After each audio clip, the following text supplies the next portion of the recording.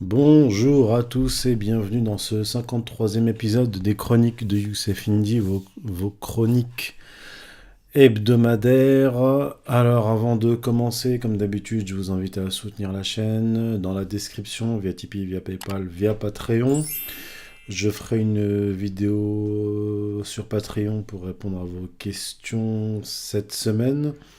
Je vous prie de m'excuser parce que j'ai laissé passer, je crois, 2 semaines, un peu plus de 2 semaines, depuis la dernière chronique, car j'étais en train de travailler sur un prochain livre. Voilà. Vous savez tout, ou presque. L'actualité est extrêmement chargée. La semaine dernière, on a traité du cas iranien, de la crise en Iran. Cette semaine, on va parler d'une crise qui touche l'Europe, qui concerne les États-Unis.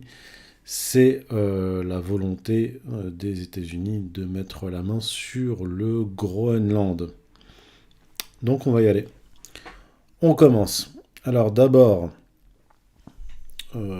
concernant le Groenland, le projet de Groenland. Alors, beaucoup ont glosé sur ce sujet. Je rappelle que j'ai parlé de ce projet dans ma toute première chronique et dans les deux premières chroniques, paru donc en janvier 2025, il y a un an, avant l'investiture de Donald Trump. J'avais parlé du projet de mettre la main sur le Canada.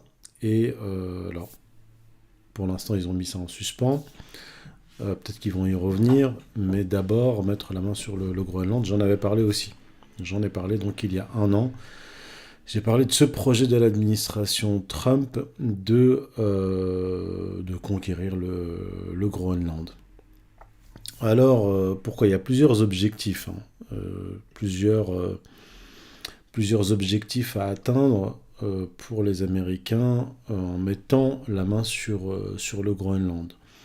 D'abord, il y a un objectif d'ordre purement géopolitique, géographique, c'est-à-dire, pour reprendre une terminologie d'Alford John Mackinder, un géographe et géopolitologue britannique du début du XXe siècle, qui, dans un texte paru en 1904, qui s'intitule The Geographical Pivot of History, le pivot géographique de l'histoire, il expliquait, dans ce texte, il est beaucoup question de la Russie, et donc il appelait la Russie le pivot, le pivot mondial. Et un des objectifs des Britanniques, depuis le 19e siècle et jusqu'à nos jours, avec leurs héritiers états-uniens, c'est de fragmenter la Russie, d'affaiblir la Russie, car elle est le pivot géographique et elle est sur le toit du monde.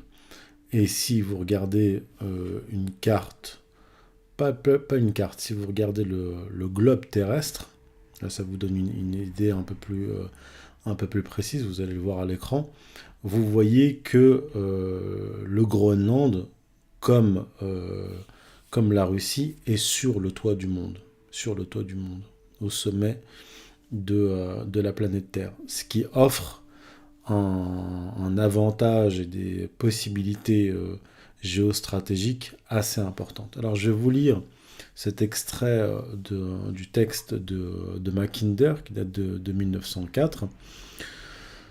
Ça va vous faire une petite introduction au fondement de la géopolitique anglo-américaine. Alors il dit, Mackinder, la Russie remplace l'Empire mongol. Sa pression sur la Finlande, la Scandinavie, la Pologne, la Turquie, la Perse, l'Inde et la Chine remplacent les raids centrifuges des peuples des steppes. À l'échelle du monde, la Russie occupe la position stratégique centrale détenue par l'Allemagne en Europe. Elle peut frapper de tous côtés et être frappée de tous côtés, sauf du nord. Retenez cela. Sauf du nord. Le développement complet de sa mobilité ferroviaire moderne n'est qu'une question de temps. Il est également peu probable qu'une éventuelle révolution sociale modifie ses relations essentielles avec les grandes limites géographiques de son existence. Reconnaissant avec sagesse les limites fondamentales de son pouvoir, ses dirigeants, donc les dirigeants de la Russie, se sont séparés de l'Alaska, car il est tout autant une loi politique pour la Russie de ne rien posséder outre-mer que pour la Grande-Bretagne d'être souveraine sur les océans.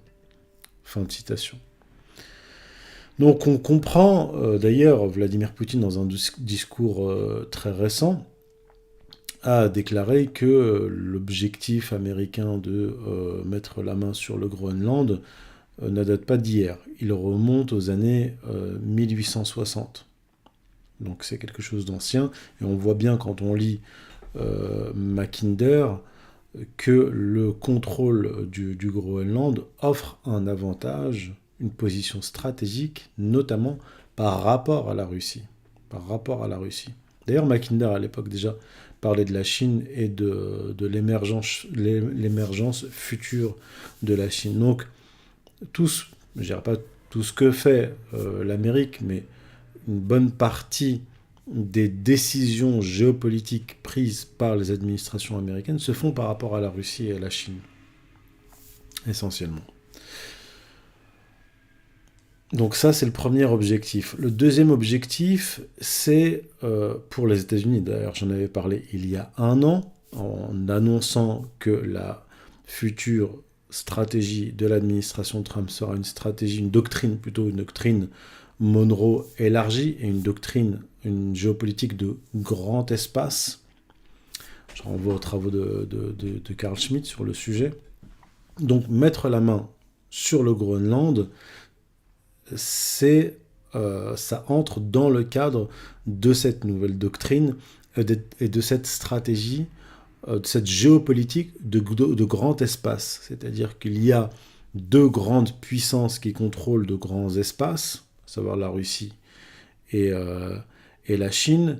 Et dans ce contexte donc, de réémergence de ces grandes puissances mondiales et de ces grands espaces, avec des centres de décision qui contrôlent ces grands espaces, eh bien, les États-Unis doivent eux aussi établir leur grand espace.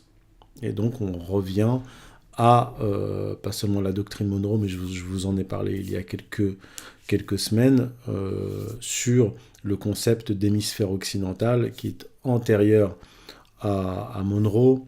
Le président Jefferson est le premier à avoir parlé d'hémisphère, donc d'hémisphère occidental, l'hémisphère des États-Unis.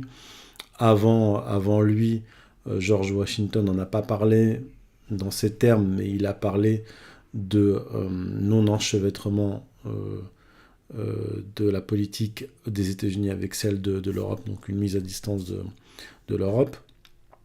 Donc, premier point, position par rapport à la Russie et la Chine, mais surtout par rapport à la Russie, par rapport à la position géographique de la Russie. Deuxième objectif, établir un grand espace géopolitique. Troisième objectif, c'est mettre la main sur les ressources naturelles du Groenland.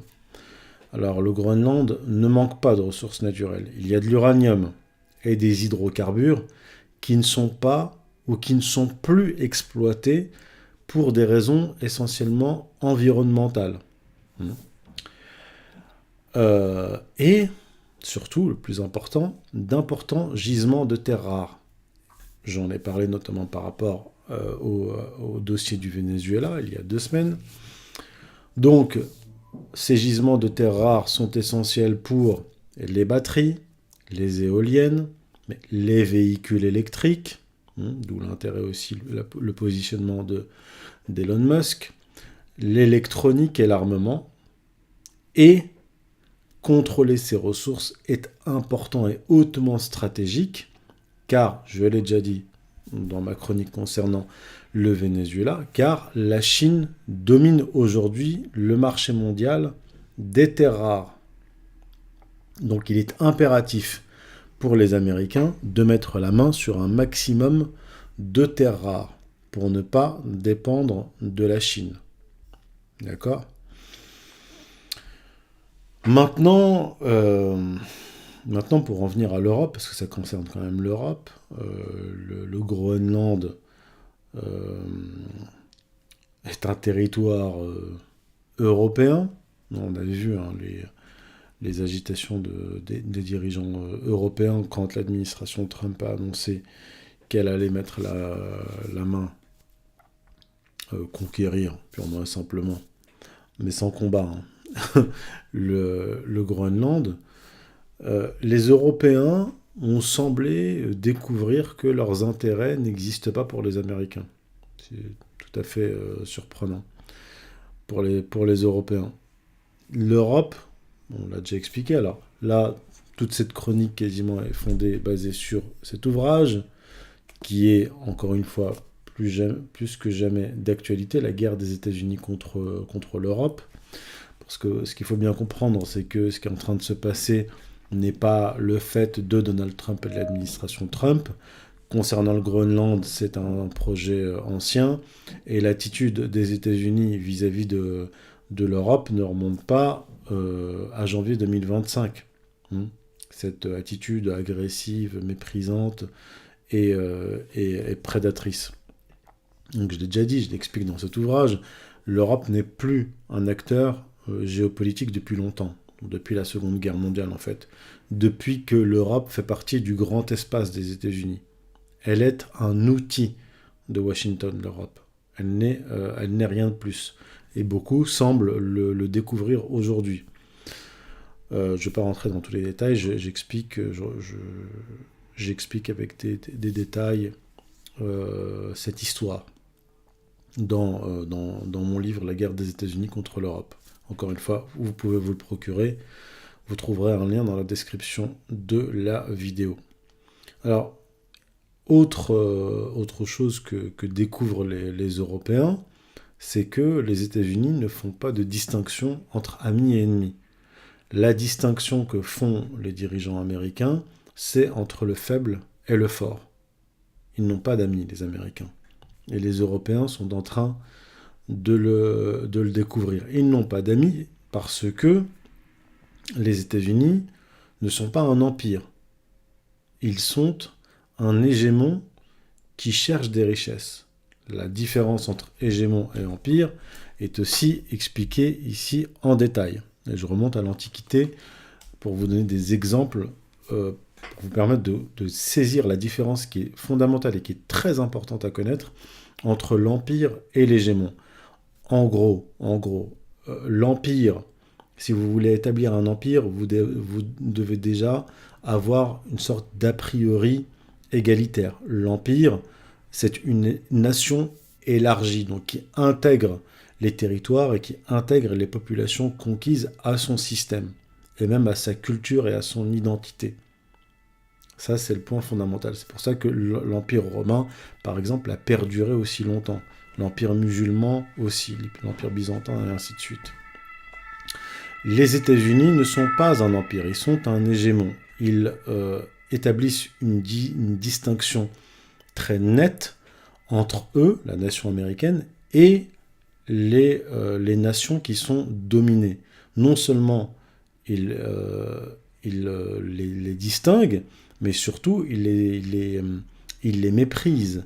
Il y a même une sorte de c'est ce que j'appelle un ségrégationnisme géopolitique, un ségrégationnisme dans les relations internationales, puisque les États-Unis, héritiers de la Grande-Bretagne, donc des Anglais, ont un tempérament inégalitaire. Je renvoie aux travaux d'Emmanuel Todd sur les structures familiales.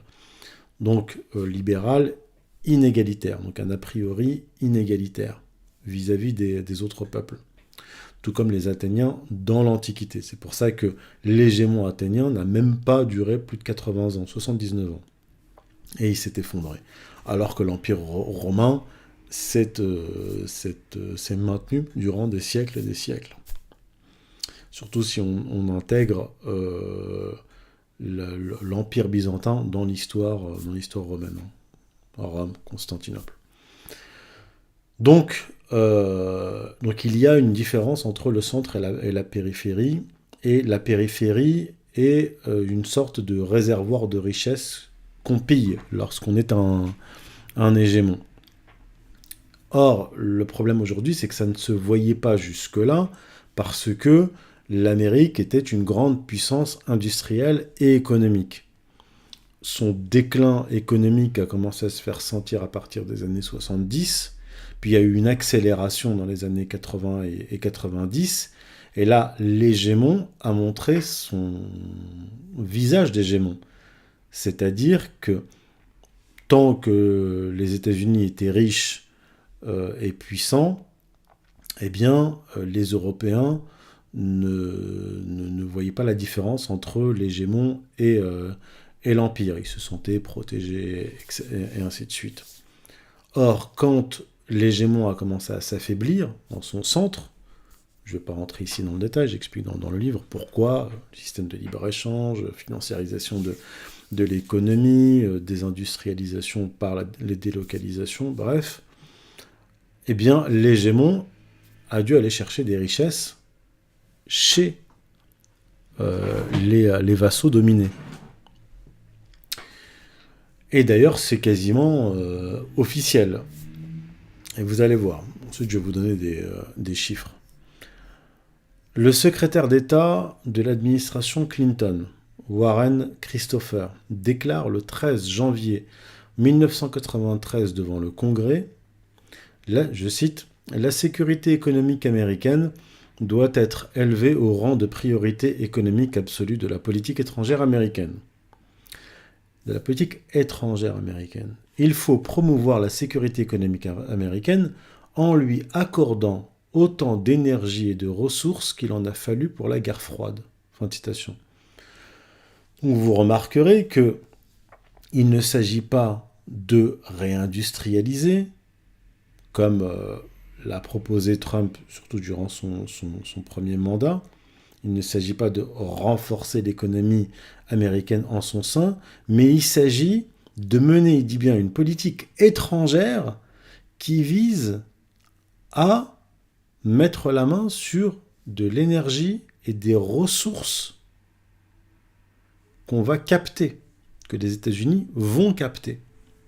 Il ne s'agit pas du tout de revenir sur le système de libre-échange qui désindustrialise les États-Unis. Donc c'est vraiment un modèle, en fait, un modèle économique très particulier. Donc ce modèle économique est censé maintenir les États-Unis en tant que première puissance économique mondiale et ce que j'ai appelé le modèle économique de la sangsue. C'est pas du tout de remettre en question le système de libre-échange, en tout cas à cette époque.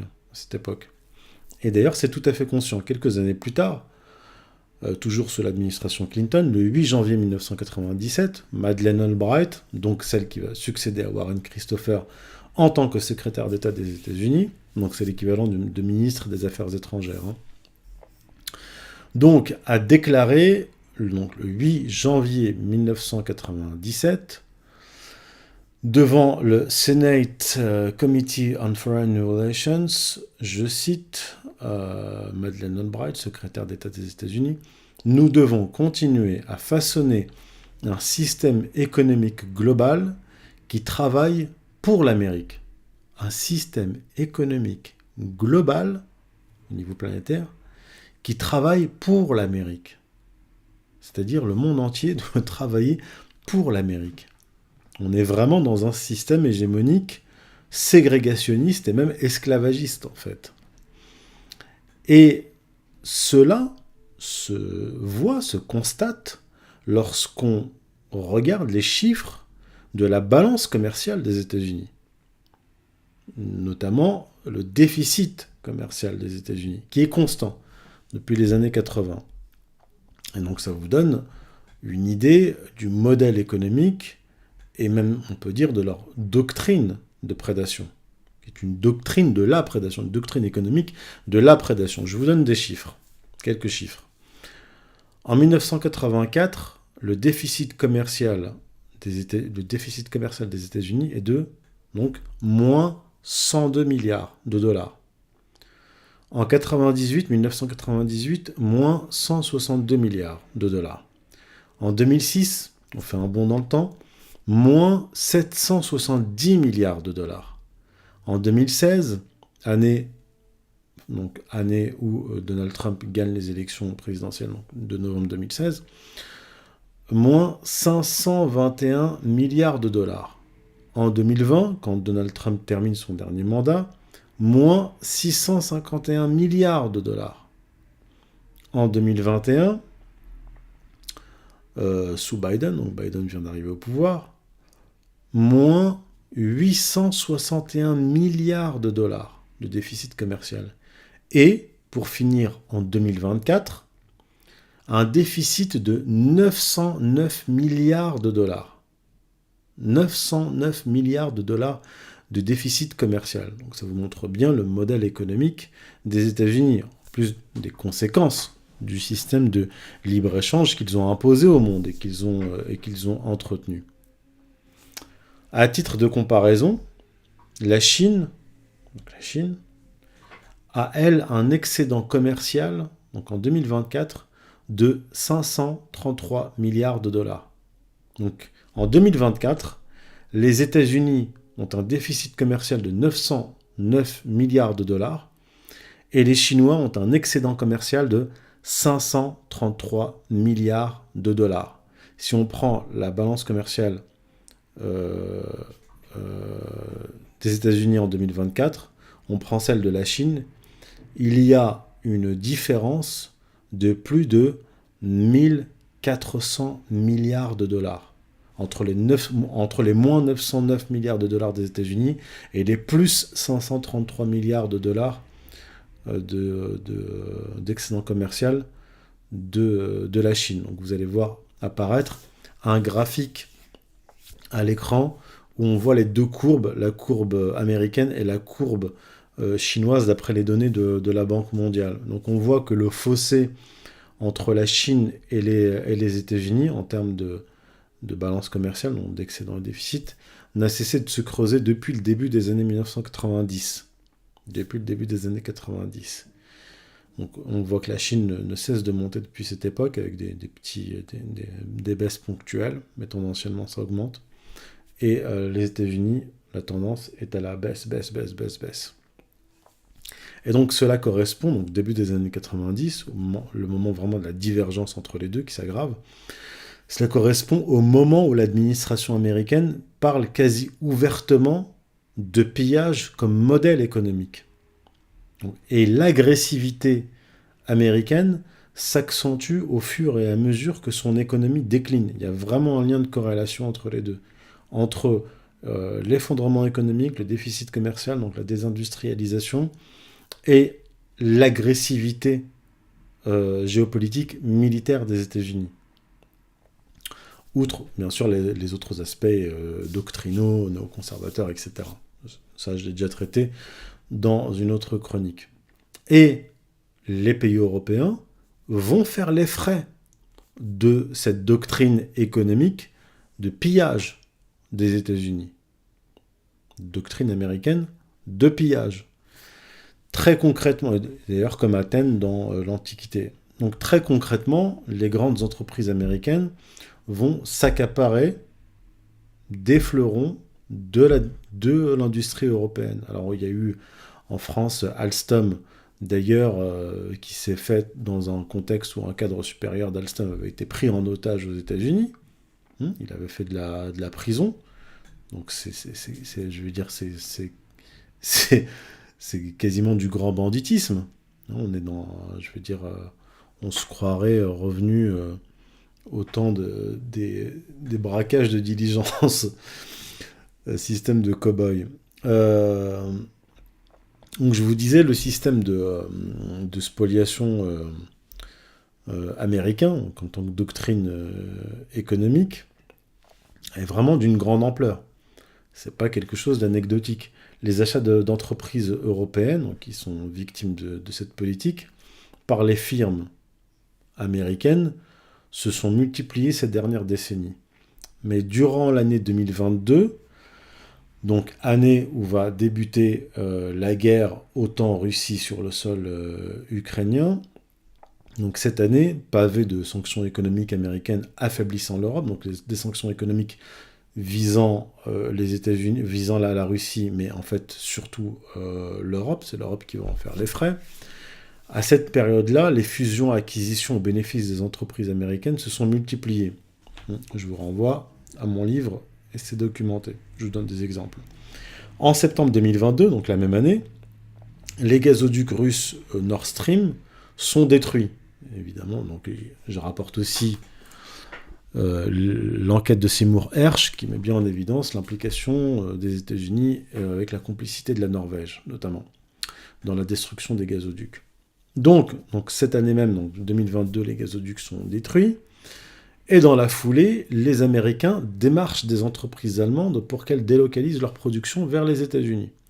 Et dans la même période, l'administration Biden, donc là on est sous l'administration Biden débloque 370 milliards de dollars de subventions pour les entreprises américaines, mais aussi pour les entreprises européennes qui acceptent de délocaliser leurs usines aux États-Unis. Donc en fait, on détruit les gazoducs qui permettent de fournir à l'Europe un gaz de bonne qualité et peu coûteux, donc le gaz russe, ce qui fait exploser le coût de l'énergie, et les Américains arrivent et disent, puisque le coût de l'énergie est trop élevé, eh bien venez chez nous, nous on a du gaz, eh bien venez chez nous et vous aurez de l'énergie pas chère, puisqu'on a détruit les gazoducs.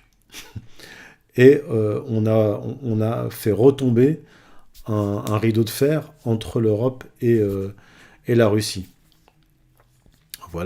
Voilà un des exemples encore de ce modèle économique des États-Unis. Et en 2022, 60 entreprises, donc là, cette année-là, l'année de la destruction des gazoducs et des sanctions contre la Russie, 60 entreprises allemandes prévoyaient déjà de s'installer dans l'État de l'Oklahoma aux États-Unis, parmi elles Lufthansa, Aldi, Fresenius et Siemens.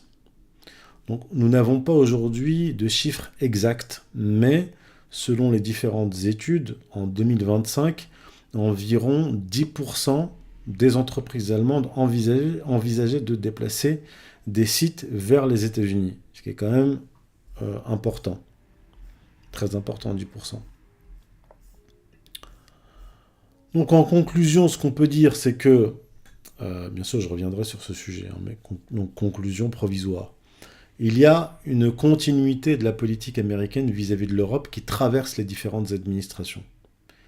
Ce n'est pas le fait de Trump qui lui-même porte des projets géopolitiques qui le dépassent, peut-être même qu'il doit à peine comprendre.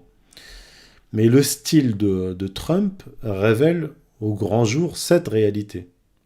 Donc cette réalité, je vous ai exposé brièvement, cette réalité de la doctrine économique de pillage, doctrine économique américaine de pillage hégémonique. À cela s'ajoutent les divergences idéologiques entre l'administration Trump et l'Union européenne qui exacerbent les tensions et le degré d'humiliation que subissent les dirigeants européens. Parce que quand Biden dit à côté du chancelier allemand, Scholz à l'époque, Olaf Scholz, je ne sais plus si c'est Olaf son prénom, mais Scholz, que si la Russie entre en Ukraine militairement, eh bien il n'y aura plus de gazoduc, de Nord Stream, je veux dire c'est une humiliation complète. Et à côté du chancelier allemand, qui est totalement silencieux. À côté, donc silencieux devant le président des États-Unis, qui menace de détruire la source d'approvisionnement énergétique qui permet à l'Allemagne de fonctionner économiquement. Humiliation.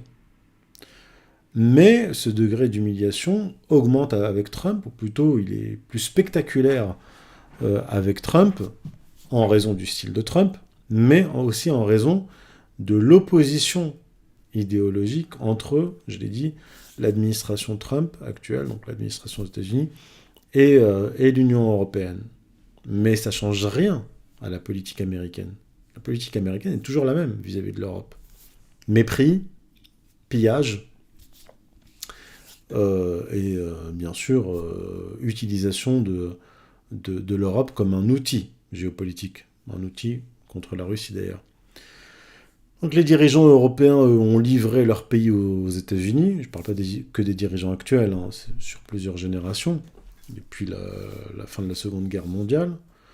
Donc ils ont livré leur pays aux États-Unis, qui les ont montés contre leurs partenaires économiques, énergétiques et commerciaux, notamment la Russie, mais aussi contre la Chine, à un degré moindre, bien sûr, mais il y a quand même une hostilité de l'Union européenne, des dirigeants européens vis-à-vis de la Chine, alors qu'ils n'ont aucun intérêt, les Européens n'ont aucun intérêt à avoir de mauvaises relations avec la Russie, qui est un partenaire surtout énergétique, et avec la Chine, partenaire économique. Et donc les Américains poussent les Européens à rompre leurs relations avec leurs partenaires géoénergétiques, commerciaux, etc., économiques, tout en les dépeçant, c'est-à-dire que ils les poussent dans la guerre contre la Russie, et en même temps, les mêmes Américains qui font cela dépècent les pays européens, détruisent l'économie européenne. Puis, dans un second temps, après les avoir isolés du monde, parce qu'ils ne les ont pas seulement isolés de la Russie et de la Chine, ils les ont isolés du monde.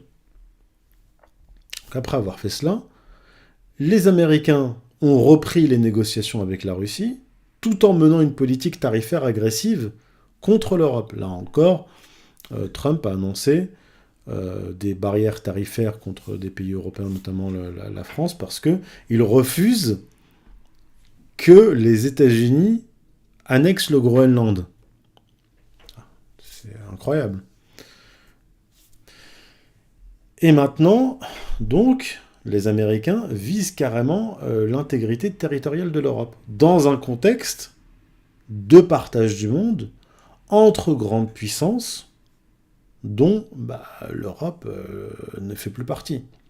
Donc en fait, les États-Unis sont entrés dans une confrontation directe ou indirecte avec la Russie et la Chine, donc une guerre, en gros, qui prend différentes formes, une guerre qui débouche sur un partage du monde, et un partage qui est le résultat d'un rapport de force. Et dans ce partage du monde, eh bien, les Européens sont les dindons de la farce. Puisque dans ce partage du monde, les Américains vont, apparemment, on peut l'anticiper, sauf opposition du Congrès américain, enfin bref. Mais en tout cas, envisagent très sérieusement de mettre la main sur un territoire européen. Et donc, le mythe de l'occidentalisme, d'un monde occidental unifié, s'effondre. Le mythe occidentaliste, c'est un mythe qui a été construit sur la base, en fait, d'une colonisation de l'Europe par les États-Unis, et une colonisation aussi culturelle. C'est parce que l'Europe a été colonisée par les États-Unis, notamment culturellement, qu'ils ont commencé à parler d'un monde occidental unifié de l'occidentalisme. Et en fait, finalement, on voit que cet occidentalisme, il conduit à la destruction économique de l'Europe et au dépeçage même de l'Europe, sans parler d'une possible annexion du Groenland, donc d'un territoire européen. Donc les gens qui se disent de droite, occidentalistes et qui défendent un monde blanc, imaginaire, sont les dindons de la farce. Je vous remercie pour votre écoute. N'oubliez pas de soutenir cette chaîne via Tipeee, via Paypal, via Patreon dans la description et de vous procurer cet ouvrage extrêmement dense sur le sujet que je viens d'aborder et bien d'autres, la guerre des États-Unis contre l'Europe. Vous trouverez un lien dans la description de la vidéo pour vous le procurer et je vous dis à mercredi prochain 18h si Dieu veut.